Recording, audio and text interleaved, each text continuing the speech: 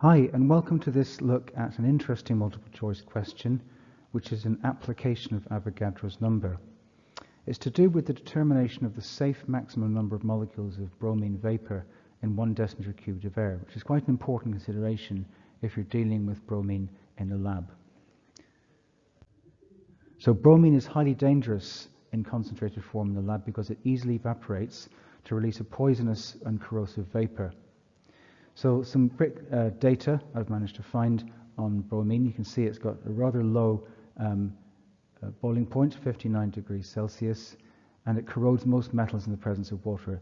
So it says fuming dark red liquid.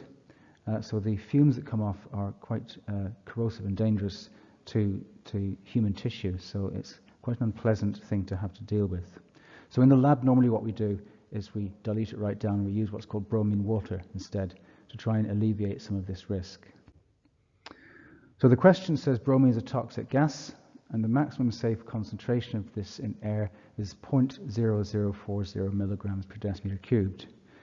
So looking at the important parts of the question, they want you to work out how many bromine molecules are present in each decimeter cubed of air at this concentration.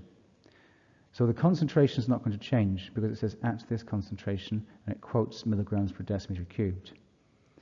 Now the first thing to realize is milligrams is not a normal standard unit. We need to convert that into grams.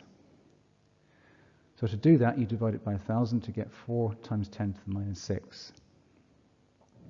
Next up, it's working out how many moles of bromine this represents. So remember, bromine is a diatomic molecule. So you take the value for its atomic mass, or relative atomic mass, from the periodic table, which is 79.9, and you double that because there's 2 bromine atoms in every bromine molecule. And it says on the question how many bromine molecules are present, not how many bromine atoms are present. So therefore, what we do is we divide 4 times 10 to the minus 6 by the molar mass of Br2, which gives us 2.5 times 10 to the minus 8. And I've approximated this because when you put it through a calculator, you actually get quite a long number. But it can round to approximately 2.5 times 10 to the minus 8.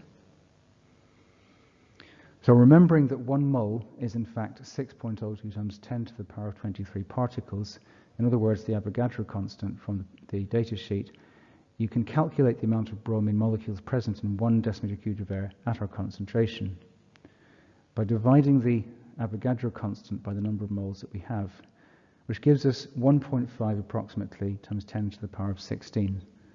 So to show you what I meant earlier by a truncated version, you can see that the calculator value, which I've screenshotted there from my laptop, gives you 1.5 times 1, 2, 3, 4, etc., etc. You count it up and it goes to 16. So hence the 16. So that leads us to answer A.